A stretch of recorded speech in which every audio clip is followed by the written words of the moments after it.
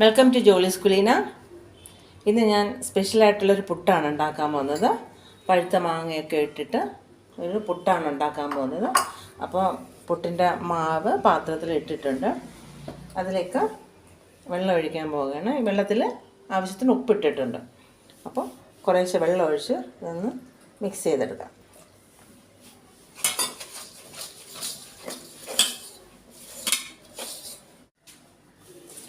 അപ്പോൾ മാവ് മിക്സ് ചെയ്തിട്ടുണ്ട്. പുട്ടിന് വേണ്ടുന്ന മാവ് മിക്സ് ചെയ്ത് വെച്ചിട്ടുണ്ട്.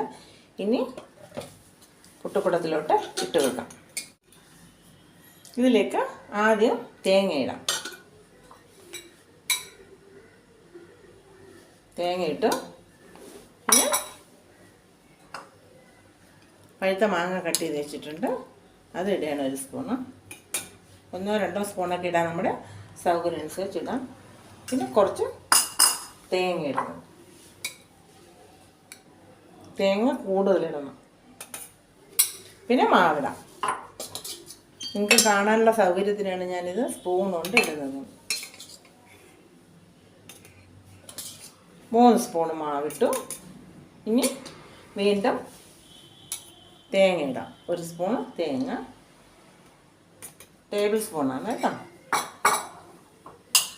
പിന്നെ മാങ്ങ, നല്ല പഴുത്ത മാങ്ങയാണ്.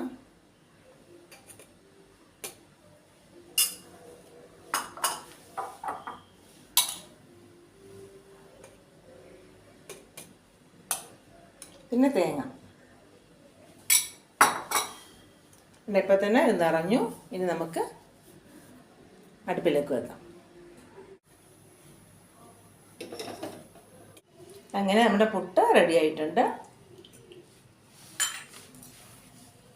പാത്രത്തിലേക്ക് തട്ടി നോക്കാം.